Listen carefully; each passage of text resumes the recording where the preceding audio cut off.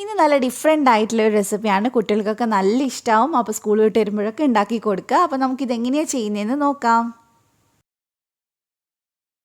അപ്പോൾ ഇതിന് നമുക്ക് ആദ്യം തന്നെ വേണ്ടത് മൈദയാണ്. ഞാനിവിടെ 1 കപ്പ് മൈദ എടുത്തിട്ടുണ്ട്. അതിനകത്തോട്ട് നമുക്ക് ആവശ്യത്തിനുള്ള ഉപ്പ് ചേർത്ത് കൊടുക്കാം. എന്നിട്ട് നമുക്കിനി വെള്ളം ചേർത്തിട്ട് ഇതൊന്ന് മിക്സ് ചെയ്തെടുക്കണം. നമ്മൾ സാധാരണ ദോശ ഉണ്ടാക്കില്ല, അതിൻ്റെ അതേ പരുവത്തിൽ തന്നെ മിക്സ് ചെയ്തെടുക്കേണ്ടത്. ഒരുപാട് ലൂസ് ആവരുത്, അപ്പോൾ നമുക്കിത് ചെയ്തെടുക്കാൻ പറ്റില്ല.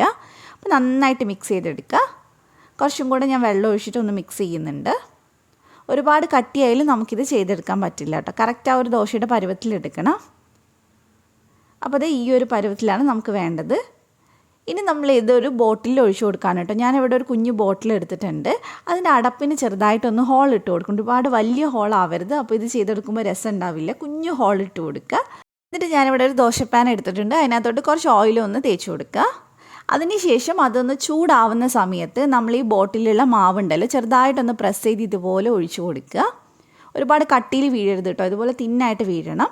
പിന്നെ ഇതൊന്ന് നമുക്ക് ചെറിയ പീസായിട്ട് നീളത്തിൽ കിട്ടാനായിട്ട് നമ്മൾ ആ ഒഴിച്ചപ്പോൾ തന്നെ ഞാൻ ഇതുപോലെ ഒന്ന് സ്പ്ലിറ്റ് ഇട്ട് കൊടുക്കുന്നുണ്ട്. അവിടെ ഇടയ്ക്ക് ആയിട്ട് തവി വെച്ചിട്ടൊന്ന് മുറിച്ച് കൊടുത്താൽ മതി.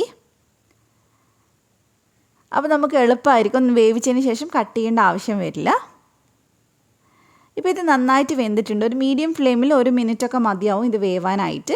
ഇനി നമുക്കിതെടുത്ത് മാറ്റാം. എന്നിട്ട് ഒരു ബൗളിലേക്ക് ചേർത്ത് കൊടുക്കാം കേട്ടോ. അപ്പോൾ ഇതേപോലെ തന്നെ ആ മാവ് തീരണ വരെ ചെയ്യുക. ഇത് കുറച്ചൊന്ന് ടൈം എടുക്കുന്ന ഒരു പ്രോസസ്സാണ് കേട്ടോ, പക്ഷെ ഉണ്ടാക്കി കഴിയുമ്പോൾ എന്തായാലും ഇഷ്ടമാവും. അപ്പോൾ ഇതേപോലെ തന്നെ നമ്മൾ മുഴുവനായിട്ടൊന്ന് ചെയ്തെടുത്താൽ മതി. അതിനുശേഷം അതെല്ലാം റെഡി ആയതിനു ശേഷം നമുക്കൊരു പാനിൽ കുറച്ചൊന്ന് ഓയിൽ ഒഴിച്ചിട്ടൊന്ന് ചൂടാക്കിയെടുക്കുക. എന്നിട്ട് ഇതിലേക്ക് നമുക്ക് കുറച്ച് വെളുത്തുള്ളി ചേർത്ത് കൊടുക്കുക. ഒരു 3 വെളുത്തുള്ളിയൊക്കെ മതിയാവും.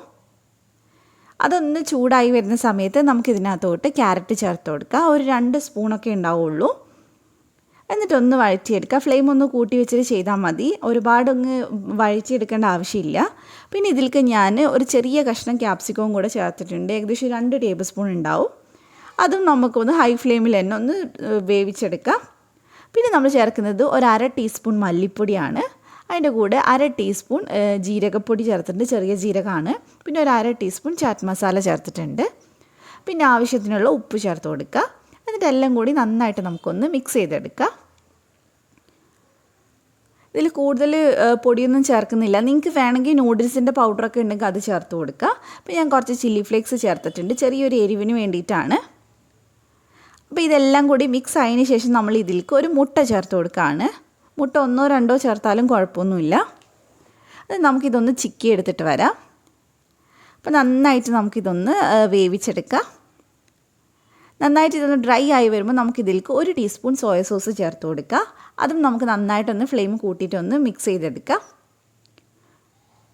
ഇനി നമ്മൾ നേരത്തെ വേവിച്ച് വെച്ചിട്ടുള്ള ആ ഒരു മൈദയുടെ ആ ഒരു കൂട്ടുണ്ടല്ലോ അത് ചേർത്ത് കൊടുക്കുകയാണ്. ഇത് ഏകദേശം ഒരു നൂഡിൽസ് പോലെയാണ് കേട്ടോ ഉണ്ടാവുക, പക്ഷേ നൂഡിൽസും അല്ല.